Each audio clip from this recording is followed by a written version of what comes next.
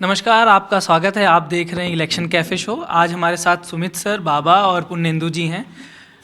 आज हम बात करने वाले हैं कि क्या भाजपा लोकसभा चुनाव को लेकर पूरी तरह से आश्वस्त है कि वो वापसी कर रही है या नहीं, इसी लेकर चर्चा है। क्योंकि कल के जो बजट में जो भाषण हुआ और घोषणाएं हुई, उसमें लोक लुभावन जो वादे होते हैं वो नाराज़त रहे पूरी स्पीच से। तो बात यही है कि क्या सरकार को पूरी तरह विश्वास है कि वो पूरी तरीके से वापसी कर रही है, या उसका उसका मेन मुद्दा है कि वो विश्वास में ज़्यादा विश्वास रखती है।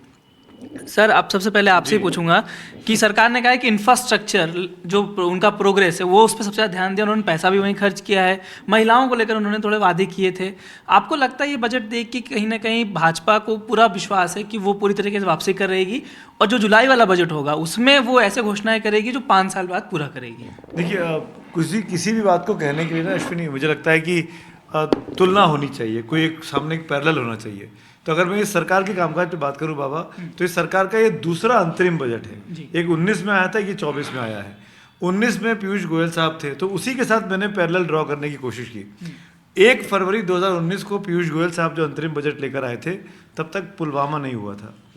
तब तक 26 फरवरी को जाके भारत ने रिटेलिएट नहीं किया था। वो बजट था, वो चुनावी भाषण, वो जो बजट भाषण था वो चुनावी था। उसमें किसान निधि योजना की घोषणा की गई, जिसमें 6,000 रुपये आज भी मिलते हैं। उसमें इनकम टैक्स स्लैब्स में अंतर किया गया, जो कि उस 5 साल में पहली बार किया गया था, जिसमें मिडिल क्लास को एड्रेस करने की कोशिश की गई। उसके मुकाबले अगर आज आप देखते हैं 2024 में, तो ऐसा कुछ भी नहीं है। और इसको खुद प्रधानमंत्री ने कहा कि हम जुलाई में अगला बजट लेकर आएंगे, अपना जो संसद के बाहर भाषण दिया। फिर वित्त मंत्री ने कहा कि वोटर अकाउंट ही है। तो मुझे ऐसा लगता है कि इसमें यह कह देना कि बीजेपी कॉन्फिडेंट है या सुपर कॉन्फिडेंट है, ओवर कॉन्फिडेंट है, ये बीजेपी को समझ में आ रहा है। अगर हम राजनीतिक चश्मे से इस चीज़ को देखना चाहें कि मंदिर को लेकर, राम मंदिर को लेकर, अयोध्या को लेकर जो मूवमेंट बना है बीते एक महीने से, जनवरी के ऑनवर्ड से, वो उनको बहुत कैपिटलाइज होता हुआ दिखाई दे रहा है। अखबारों में देखिए, टीवी चैनल्स पे देखिए, अभी चुनावी मोड में चीज़ें आनी शुरू हुई हैं। और दूसरी बात, इसका पैरेलल देखिए, मुकाबला किससे था। जून 2023 में अगर आप इंडिया ब्लॉक की बात करें तो सब एक साथ बैठे थे, सब 1:1 करना चाहते थे। 7-8 महीने के बाद बिखर गए। नीतीश उन्हीं के खेबे में चले गए, ममता अलग हो चुकी हैं। अभी भी एमवीए की बैठक हो रही है, सीट डिस्ट्रीब्यूशन हो नहीं पा रहा है महाराष्ट्र में। तो ये जो परिस्थितियां दिखा रही हैं, वो ये दिखाती है कि बीजेपी के पास चुनौती बहुत कमजोर है सामने। तो बीजेपी आसानी से मान के चल सकती है कि हम लौट के आ रहे हैं। ये मुझे एक बड़ी वजह दिखती है। लेकिन बीजेपी का ये भी तो है कि बीजेपी मौके भी तो नहीं देती है। जैसे आपने बताया कि जून 23 में सब एक साथ बैठे थे, उसके बाद जो डेवलपमेंट हुए, एनसीपी 2 फाड़ हो गई, शिवसेना पहले से ही 2 फाड़ थी, और नीतीश को वो अपनी तरफ ले आए।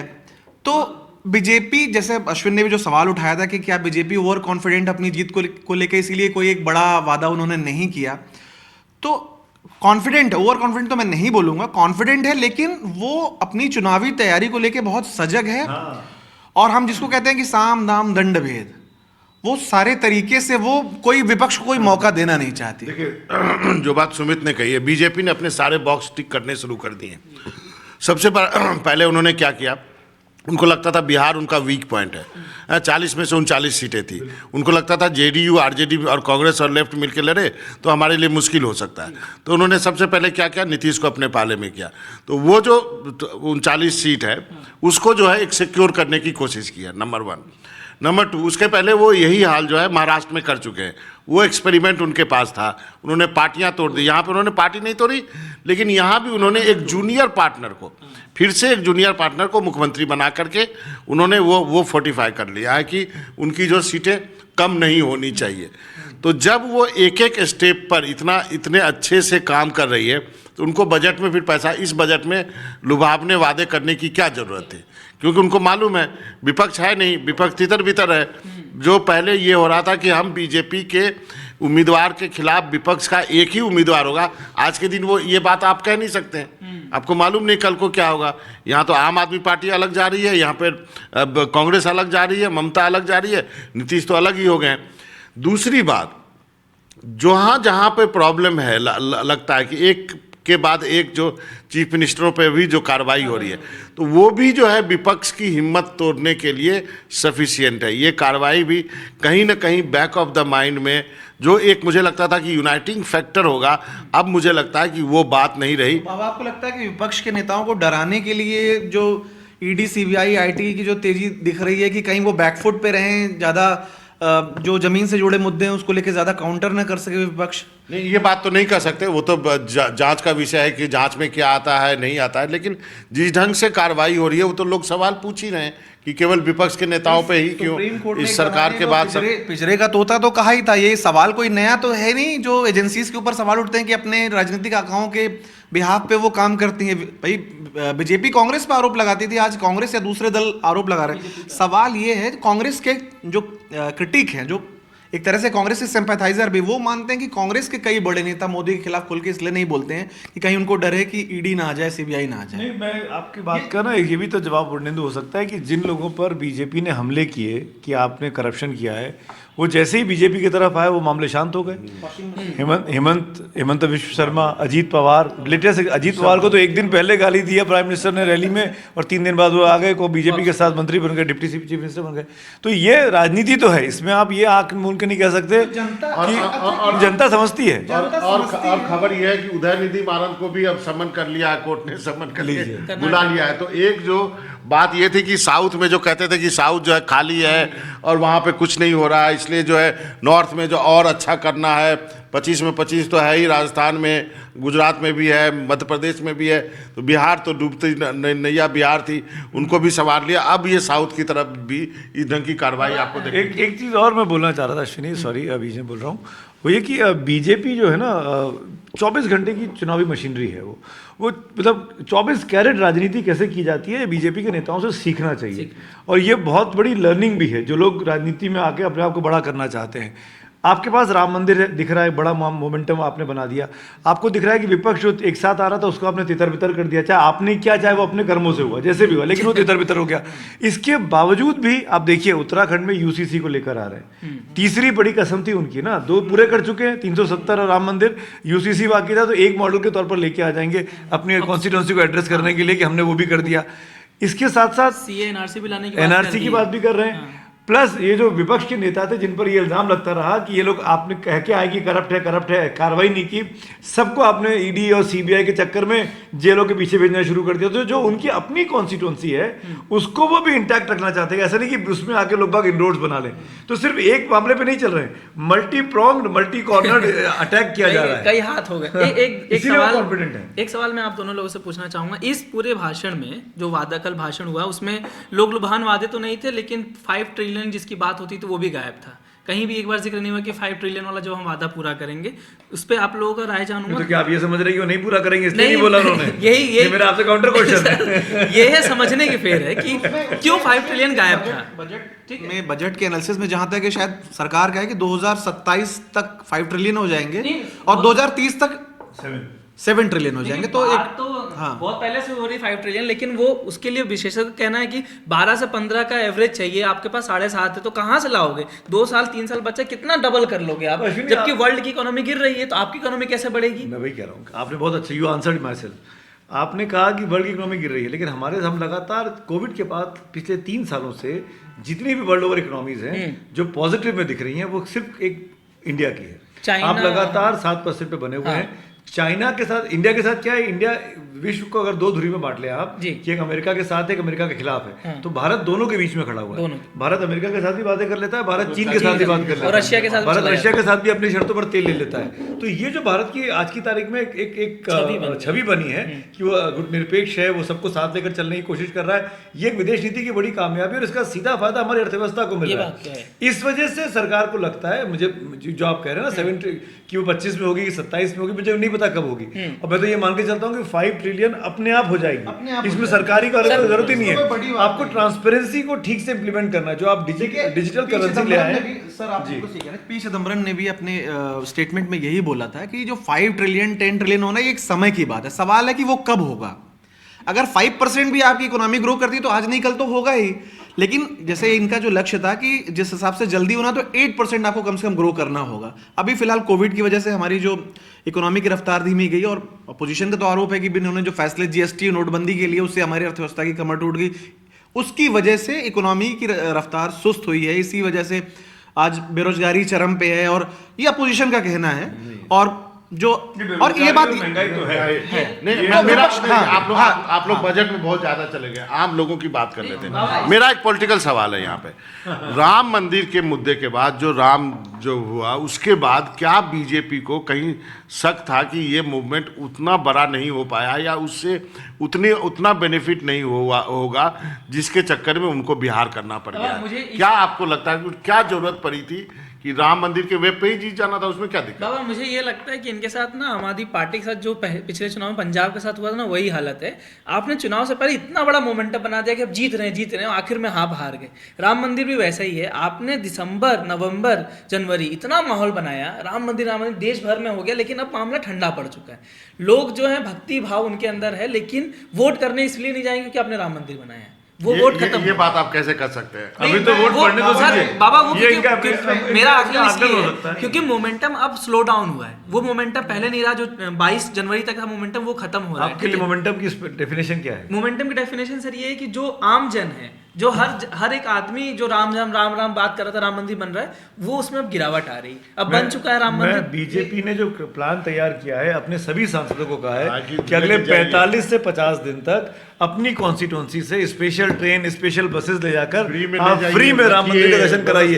और हर कॉन्स्टिट्यूंसी से 5,000, 10,000, 15,000, मैं इंदौर का जानता हूँ, अभी इंदौर के इंदौर से 50,000 लोग जाने वाले हैं फरवरी के महीने। इसमें एक काउंटर है सर, देखिए ये तीर्थ यात्रा हर सरकार करवाती है, ये भी करवाते हैं। बिल्कुल। आपको बता दूं, आम आदमी पार्टी भी करवा रही है। कर्नाटक चुनाव से पहले सर, कर्नाटक से ट्रेन बन के जाती थी काशी विश्वनाथ, वहां पे उनको रुकवाया जाता था सरकारी खर्चे पर। उसका ये था कि कर्नाटक में फायदा, लेकिन चुनाव हार गई।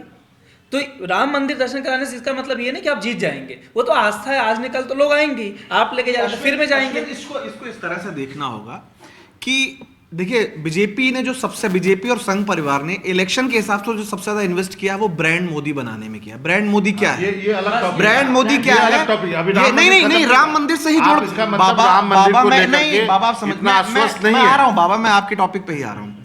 ब्रांड मोदी क्या है? ब्रांड मोदी वो है कि जो जैसा बनाया है कि जो कहता है वो करता है। उन्होंने कहा जो काम किसी ने नहीं किया वो मोदी ने कर दिया। 370 हटा दिया, राम मंदिर बनवा दिया। इससे कौन पावरफुल हुआ? किसका कद बढ़ा? मोदी का। तो बीजेपी का थीम क्या है? किस लिए चुनते हैं हम? इसीलिए मोदी को चुनते हैं। सपने नहीं हकीकत बुनते हैं, इसीलिए मोदी को चुनते हैं। तो राम मंदिर, 370, पुलवामा के बाद जो वो हुआ, ये सब मोदी को बड़ा बनाने के लिए है। मोदी सेंट्रिक चुनाव होगा ये मोदी के, या तो आप प्रो मोदी वोट देंगे या अगेंस्ट मोदी। तो बीजेपी इस रणनीति को बनाने में कामयाब रही है। और चुनाव अभी देखिए, मोमेंटम जो आपको लग रहा है कि खबरों में शायद कम हो रहा है, लेकिन जब भाषण शुरू हो गया, चुनाव अभियान जब करीब आएगा, तो भाषणों में कौन सा उपलब्धि का बखान आप करेंगे? 370 हटा दिया, राम मंदिर बनवा दिया। इससे ये बात निकल के आई है कि वोटर जो है बटा हुआ है, या तो आप साथ हैं या साथ नहीं है। राजनीति भी ऐसी हो गई है कि या तो आप कोई मिडिल पाथ आप अपने देश में राजनीति का नहीं है, जो एक बोलते थे कि एक बीच का है, थर्ड फ्रंट का कोई गुंजाइश नहीं है। उसी तरह वोटर भी बन, या तो आप घर पे झंडा लगाएंगे या नहीं लगाएंगे, या तो आप पूरे सोसाइटी में झंडा लगेगा, या फिर कुछ ऐसी सोसाइटी है जिन्होंने नहीं लगाया। सीधी सी बात। तो आपको लगता है इतने पोलराइज माहौल में क्या बीजेपी को टक्कर देने की स्थिति में कोई है? मुश्किल है। बीजेपी को टक्कर देने के लिए एक लाइन में बोल देना बहुत मुश्किल लगता है। उसकी बहुत बड़ी वजह ये भी है कि बीजेपी ने बीते 10 सालों में आपके माइंडसेट के साथ बहुत जम के उस पर प्रहार किया है। अपनी राजनीति को आपकी राजनीति पर हावी कर दिया है। जो 3 कंट्रोवर्शियल इश्यूज की मैं बात कर रहा था, राम मंदिर, 370 और यूसीसी, इन 3 मुद्दों को लेकर बीजेपी के साथ कोई सटता नहीं था। बीजेपी को अलाइज नहीं मिलते थे, पर इनके साथ जब पहला एनडीए बना था वाजपेयी जी के समय में, जो कॉमन मिनिमम प्रोग्राम था, तीनों मुद्दे ठंडे बस्ते में डाल दिए थे। आप और हम कवर करते थे। यही बीजेडी अलग हो जाती थी, यही जेडीयू अलग हो जाती थी, और सब साथ हो। और आज देखिए सब मंदिर जाना चाहते हैं। आज समाजवादी पार्टी का विधायक चिट्ठी लिखे स्पीकर को बोल रहा है कि हमको लेके चलो अयोध्या, और जा रही है। कांग्रेस देखिए, इवन कांग्रेस में भी बदलाव आ रहा है। डुबकी लगाई, कांग्रेस के तमाम नेता जा रहे हैं, अपने वो भंडारे कर रहे हैं, वो कर रहे हैं। चीजें बदल चुकी हैं इन 10 सालों में। तो बीजेपी ने अपनी पिच पर दुनिया को ले आई है, तो बीजेपी को अकेले ढूंढ पाना मुश्किल लग रहा है। अच्छा, इसका काउंटर आर्गुमेंट एक जो दिया जाता है, वो दिया जाता है कि हिस्ट्री में 2 ऐसे उदाहरण हैं। एक 1977 का चुनाव है और एक जो इंडिया साइनिंग का चुनाव है। 1977 के बारे में भी यही कहा जाता था, कोई लीडर नहीं था, पूरा विपक्ष बटा हुआ था। इंदिरा गांधी जैसा टॉलेस्ट लीडर था, कोई सोच भी नहीं सकता था, और आकर के हरा दिया गया। उसी तरह ये भी कहा जाता है कि वाजपेयी जी भी बहुत टॉल लीडर हुए, अभी तक सबसे टॉलेस्ट लीडर है, उनका भी इंडिया साइनिंग है, वो जनता को समझ नहीं पाए। क्या आप इन दोनों जो काउंटर आर्गुमेंट दिया जाता है उसमें कोई दम है? सर इसी में मैं जोड़ दूं, ये पत्रकारों में भी बड़ी क्यूरियोसिटी है। मैं उस दिन अमित शाह के घर पे रिपोर्टिंग करता हूँ, वहाँ 10 पत्रकार मिले, उन्होंने ये कहा कि क्या लगता है शाइनिंग वाला फैक्टर चलेगा जो अटल बिहारी वाजपेयी के साथ। मुझे लगता है पर्सनली वो फैक्टर नहीं होगा, क्योंकि 19 की इलेक्शन में भी यही कहा गया था कि शाइनिंग इंडिया वाला होगा हालत और भाजपा हार जाएगी। आपको क्या लगता है, आप ये परिस्थितियां बदल चुकी है, इंदिरा गांधी वर्सेस मोदी वाला जमाना शुरू तो नहीं हो गया है? जैसे वो स्ट्रांग थी वैसे ये स्ट्रांग है। देखिए थोड़ा सा अंतर है 2004 में और 2024 में, और वो 77 तो मैंने देखा नहीं, 4 मैंने देखा है, तो मैं 4 को बता सकता हूँ। 4 में सोनिया गांधी फुट सोल्जर थी विपक्ष की, और सोनिया गांधी मेहनत करती हुई दिख रही थी। सोनिया गांधी विपक्ष को एक साथ लाती हुई दिख रही थी, चाहे पासवान से मिलना हो, चाहे मायावती से मिलना हो, हम सबको याद है वो खुद अपने पैरों से चल के चली जाती थी, शरद पवार के पास चली गई है ना, ये वो शरद पवार जो सोनिया गांधी को गाली दे के निकल के गए थे कांग्रेस से। तो ये सब चीजें हमने देखा है। क्या अभी ऐसा हो रहा है? नहीं हो रहा है। अभी एक मोमेंटम जो खड़ा करने की कोशिश की नीतीश कुमार ने की थी, उसका क्रेडिट उनको जाना चाहिए कि विपक्ष को एक साथ लाना हो, और ये उन्होंने मंच पे कहा कि कांग्रेस की नेतृत्व के बगैर ये विपक्ष का कोई मोर्चा नहीं बन सकता। ये कांग्रेस की वर्तमान लीडरशिप के अंदर एक वैक्यूम है या ढीलापन है या उनकी कोई और रणनीति है जो मुझे नहीं पता। मुझे लगता है यहाँ पे कांग्रेस जो है ना अहमद पटेल को मिस कर रहे हैं। बिल्कुल यहाँ पे क्योंकि मुझे याद है जो जिस गठबंधन की बात सुमित कर रहे हैं उसके पीछे के आर्किटेक्ट में अहमद पटेल थे। किससे क्या बात करनी है नहीं करनी है, आज के दिन वैसा व्यक्ति है नहीं कांग्रेस में। और कांग्रेस वो फैक्टर है जो कि कांग्रेस यदि खड़ी नहीं होगी ना तो बाकी लोग नहीं खड़े हुए। कांग्रेस को 100+ सीट लानी ही होगी। यदि कांग्रेस 100 के ऊपर नहीं जाती है तो इस देश में कोई विपक्ष कभी भी खड़ा नहीं हो सकता। ये बात मैं आंकड़ों में भी बताई थी पहले। सोशल मीडिया पे बहुत, आप देखिए आप दोनों बहुत वरिष्ठ पत्रकार हैं और मीडिया पे भी एक सवाल है, इसलिए आप दोनों से पूछ रहा हूं मैं। सोशल मीडिया पे लोग टारगेट करते हैं कि मेन स्ट्रीम मीडिया उस ढंग से वो काम नहीं कर रही है, वो कहीं ना कहीं चुनावी तौर पे उसको बीजेपी का लाभ होता है। क्या ये इतना सरलीकरण इस चीज इतना ये इजी है इसका वो इस पे बात कर पाना कि विपक्ष इसलिए कमजोर है क्योंकि मेन स्ट्रीम मीडिया में उस ढंग से जो आम जनता के मुद्दे दिख नहीं रहे? इसका जवाब देता हूँ। देखिए मीडिया पे तोहमत लगा देना आसान है, लेकिन आप ये बताइए विपक्ष में ऐसी कौन सी चीज़ है जो आप रिपोर्ट कर सकते हैं उनको, जो जिससे लगे कि विपक्ष कुछ कर रहा है। हम तो उनको स्पेस देने के लिए तैयार हैं। आप इंडिया की मीटिंग करो, जाके कवर किया। मैं खुद बेंगलोर गया था, पटना में मीटिंग हुई, वहाँ हुआ, मुंबई में हुआ, वहाँ पे हुआ। सबको लगा था एक गठबंधन बन रहा है, लोग कर रहे थे। लेकिन फिर वो एक्चुअली विपक्ष जो है ना वो समाजवादियों का जो जमावड़ा है एक तरह से कहिए, जो कि लड़ते मरते ही रहते हैं। और अनफॉर्चुनेटली कांग्रेस इतने साल कवर करने के बाद लगा कि अभी की जो कांग्रेस है ना वो दिशाहीन है। वो फ्री थिंकर्स है। अभी आज के दिन में अलग मुद्दा है, उस पे किसी और आज के दिन में समय का भी ध्यान बस आज के दिन में आपकी बात में एक चीज जोड़ना चाह रहा था मैं कि आप जो बात कर रहे थे कांग्रेस वाली और यूपी वाली, उसमें एक चीज हमको ध्यान रखना चाहिए कि कांग्रेस पार्टी में अहमद पटेल तो नहीं है, पर अहमद पटेल के गए हुए भी 3-4 साल हो चुके हैं। उसके बाद क्यों नहीं कोई तैयार हो पा रहा है? क्या कांग्रेस के अंदर कोई ऐसा नेता नहीं है? इतनी पुरानी पार्टी, इतने पुराने लोग, इतने दिग्गज लोग, क्यों उनके अंदर वो डेडिकेशन नहीं दिख रहा है जो बीजेपी के किसी नेता के अंदर दिखता है? मैं आपको क्या ओवर डेमोक्रेसी से पार्टी मारी जा रही है? मुझे लगता है कि जब खड़गे साहब बने थे ना तो मुझे एक बात का संतोष हुआ था कि चलो अंत में एक ऐसा आदमी आया है जो कि 24 टाइम पॉलिटिशियन है, जो कि 9 चुनाव लगातार, वहाँ विधानसभा का एक भी चुनाव नहीं आ रहा है, जो लोकसभा जीता हुआ है, जो जिसको समझ में आता है, जो 4-5 लैंग्वेज जानता है, 50 साल का राजनीतिक अनुभव है और कहीं पर कांग्रेस छोड़ के नहीं गया, खांटी कांग्रेसी बंदा है। लेकिन मुझे लगता है कि उनको भी काम करने नहीं दिया गया है। आज के दिन आप बताइए सुमित, जब कांग्रेस पार्टी को एक स्टेट में अपनी अलायंस को फाइनलाइज करना चाहिए, आप यात्रा कर रहे हो और पूरी कांग्रेस उस यात्रा में लगी हुई है। जब आपको मैंने आज का 1 महीना पहले आपको फाइनल कर लेना चाहिए। आखिरकार आप कुछ भी कहिए, अखिलेश ने सीट की घोषणा तो कर दी ना कम से कम। तो जो कांग्रेस पार्टी की प्रायोरिटी जो है ना वो मिसप्लेस्ड है। मुझे इस बात से दुख होता है। आप ये कह रहे हैं बगैर कहे कि ये 29 की तैयारी चल रही है, 24 की 29 क्या आप कहें 34 का लीजिए। लेकिन मुझे लग रहा था कि खड़गे साहब के आने से, लेकिन खड़गे साहब के हाथ बंधे हुए, वहाँ जो बैठे हुए हैं ना उनको तक नहीं हटा पाए। मुझे लगा था कि जब चेंजेस करेंगे तो कुछ लोग हट जाएंगे, लेकिन खड़गे साहब उनको भी नहीं हटा पाए। आपको मालूम है 30 साल हो गए उस पार्टी को कवर करते। तो कि कांग्रेस की दिक्कत कांग्रेस खुद है, कांग्रेस की दिक्कत खुद है और कांग्रेस अपनी प्रायोरिटी नहीं डिसाइड कर पा रही। जहां अभी तक उनको ऐलान, ममता ने कहा 31 तारीख तक आप ऐलान डिसाइड कर लेते हैं, आज के दिन 4 सीट लेके आप सेफ रहते, और यदि 4 ही थे, यदि दो से बात शुरू हुई थी, 4 पे खत्म होती, जो मुझे मालूम था 4 पे खत्म होती, आपका 100% का वो इजाफा होता, समझ गए, 2 सीट डबल होता। यदि आपने नीतीश कुमार से कर लेते तो अभी 1 सीट जीते थे, 4 सीट जीते तो तब भी फायदा होता। तो वो आपके डीएनए में नहीं है। वो जो रेजोल्यूशन हुआ था मध्य प्रदेश में सबसे पहले पंचमढ़ी में, वहां से लेकर के शिमला से लेकर अभी तक कवर कर चुका हूँ, वो सब कवर किया है, लेकिन उनके डीएनए में नहीं है। वो एक तो अक्खरपन है उनमें कि वो अभी भी सोचते हैं, दूसरा उनमें सुस्ती है, कोई चीज़ मूव नहीं होती है वहाँ पे, क्योंकि दो धरे हैं। वो राहुल गांधी जो करें, पूरी कांग्रेस पार्टी राहुल गांधी के पीछे चली गई है, जबकि अभी उनको अलायंस करना चाहिए। अभी कम से कम महाराष्ट्र का अलायंस तो करो जो सॉर्टेड है। वो इसलिए थोड़ा सॉर्टेड दिख रहा है कि क्योंकि वहाँ शरद पवार हैं और उनकी लोग बात मान रहे हैं। नहीं तो आज के दिन भी यदि महाराष्ट्र में वो कर ले जल्दी से, तो अच्छी खासी टक्कर दे सकते हैं। बिहार आपने गवाही दिया, तो अब बचा क्या? वेस्ट बंगाल में क्या है, वो भी गौन केस है।